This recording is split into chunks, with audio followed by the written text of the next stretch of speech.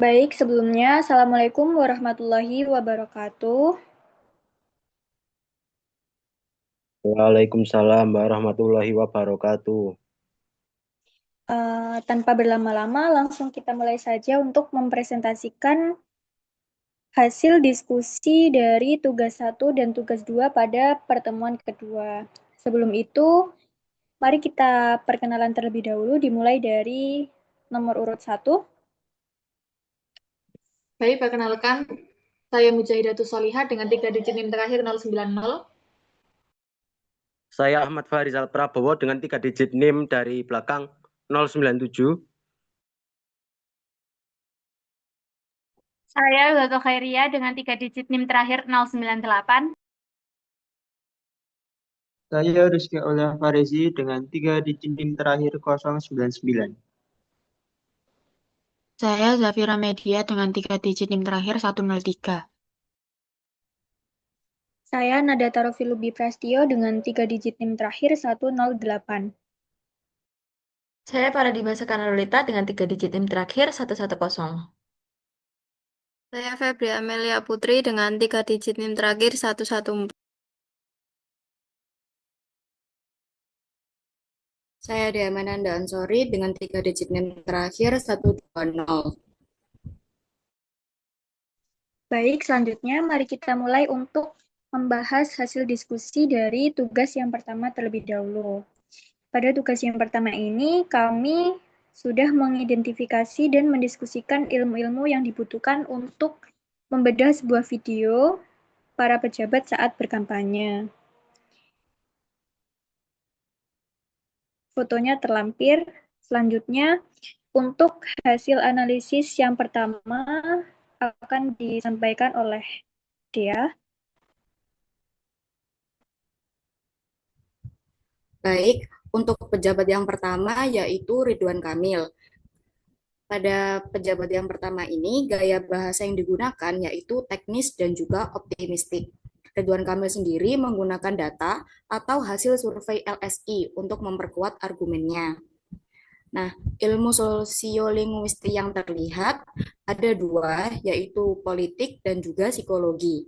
Untuk politik, fokus pada penggunaan angka dan juga target, serta jargon satu putaran sebagai alat persuasi politik untuk menciptakan kesan dominasi.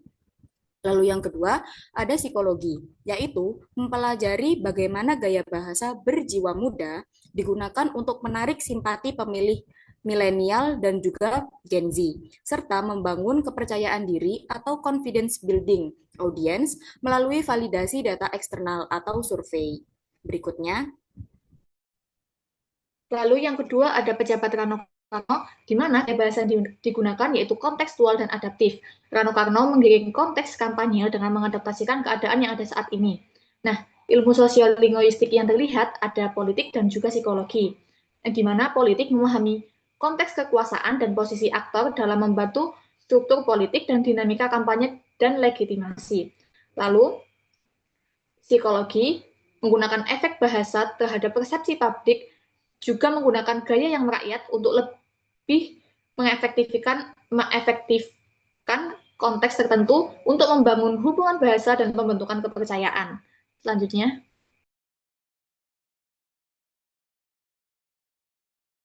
Selanjutnya adalah Dharma Pongrekun. Gaya bahasa yang digunakan yaitu normatif, argumentatif, dan reflektif.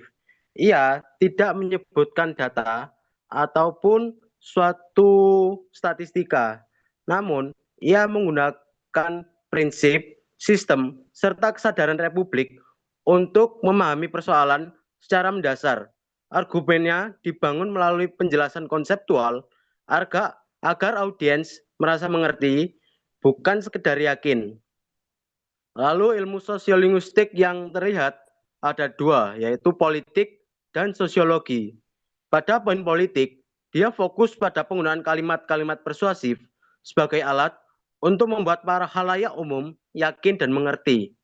Lalu selanjutnya yaitu sosiologi, dia menggunakan bahasa formal untuk menunjukkan adab kesopanan guna menarik simpati para pemilih, serta membangun kepercayaan pada orang-orang yang memilih melalui janji dan aspirasi yang disampaikan saat berkampanye.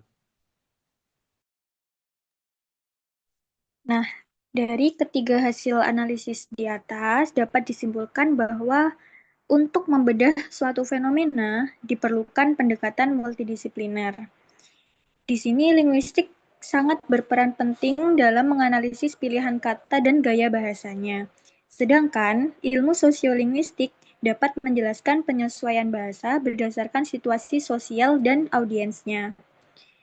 Contohnya adalah ilmu politik. Ilmu politik di sini membantu memahami bahasa sebagai strategi memperoleh kekuasaan. Kemudian ada ilmu psikologi, menjelaskan pengaruh bahasa terhadap emosi dan perilaku pemilih.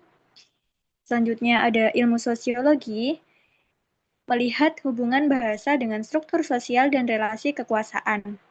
Dan antropologi. Antropologi berfungsi untuk mengkaji aspek budaya dalam penggunaan bahasa dan ilmunikasi atau media untuk menelaah penyampaian pesan serta pembentukan citra publik. Dengan berbagai pendekatan tersebut, dapat disimpulkan bahwa fenomena perubahan gaya bahasa pejabat saat kampanye dapat dipahami secara menyeluruh dari aspek bahasa, masyarakat, dan kekuasaannya. Selanjutnya, dapat dilihat sumber rujukannya. Yang pertama ada dari jurnal Ibrahim, judul jurnalnya adalah Hakikat Sosiolinguistik. Dan yang kedua dari Hudson R.A., Sosiolinguistik, dengan penerjemahnya yakni Rohaya dan Muhammad Jamil. Nah, langsung saja kita menuju ke tugas yang kedua, yakni membuat satu slide visual mengenai materi sosiolinguistik dan antropologi.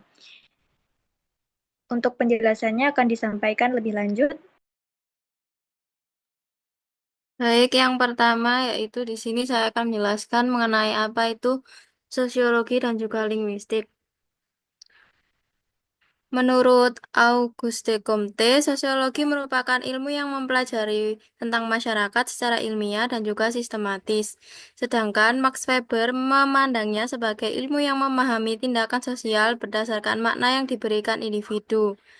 Jadi, sosiologi dapat disimpulkan sebagai ilmu tentang masyarakat dan gejala sosialnya. Sedangkan linguistik, menurut Ferdinand de Saussure menyatakan bahwasanya linguistik mempelajari bahasa sebagai sistem tanda atau language dan parole. Sementara menurut Noam Chomsky menekankan pada struktur bahasa dan juga kemampuan bawaan manusia dalam berbahasa. Dengan demikian, linguistik merupakan ilmu yang mengkaji bahasa secara ilmiah, baik struktur maupun penggunaannya. Baik, yang kedua ada definisi dari sosiolinguistik. Menurut Fire, sosiolinguistik adalah cabang ilmu linguistik yang bersifat interdisipliner dengan ilmu sosiologi. Dengan objek penelitiannya, hubungannya adalah antara bahasa dengan faktor-faktor sosial yang ada di dalam suatu masyarakat dari penutur bahasa tersebut. Next.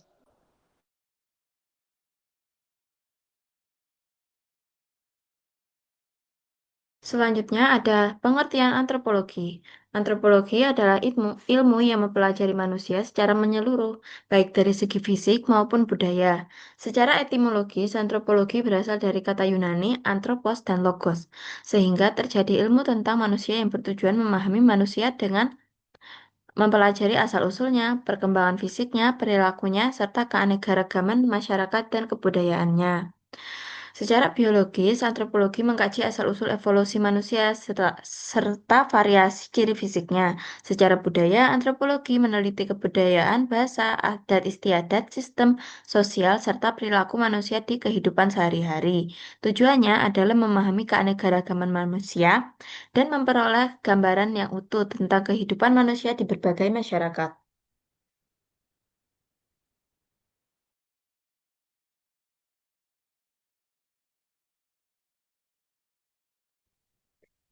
Selanjutnya adalah keterkaitan antara ilmu sosiolinguistik dan ilmu antropologi. Antropologi itu mempelajari budaya manusia, dan bahasa adalah salah satu unsur budaya. Untuk memahami bagaimana bahasa digunakan dalam masyarakat, digunakanlah sosiolinguistik. yaitu cabang ilmu yang mengkaji hubungan antara bahasa dan juga masyarakat. Jadi di sini sosiolinguistik itu menjadi jembatan yang membantu antropologi memahami budaya melalui bahasa.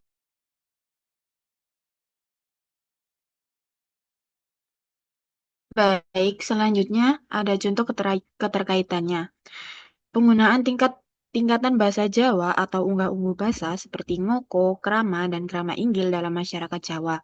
Secara sosiolinguistik, pemilihan tingkat tutur tersebut dipengaruhi oleh faktor sosial seperti usia, status, dan situasi komunikasi. Sedangkan secara antropologis, hal itu mencerminkan nilai budaya, norma kesopanan, serta sistem penghormatan dalam masyarakat Jawa.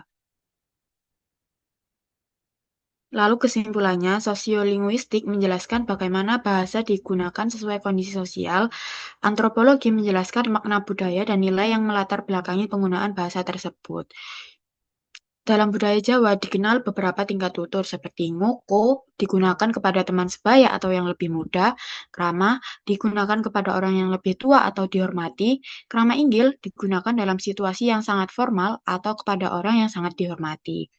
Dengan demikian, bahasa tidak hanya berfungsi sebagai alat komunikasi, tetapi juga sebagai cerminan struktur sosial dan budaya masyarakatnya. Baik, terima kasih atas penjelasannya, teman-teman. Semoga ilmu-ilmu yang kami pelajari bisa bermanfaat untuk semuanya. Nah, apabila ada kesalahan kata dan perbuatan, mohon dimaafkan dan dimaklumi. Sekian presentasi hari ini. Wassalamualaikum warahmatullahi wabarakatuh. Waalaikumsalam.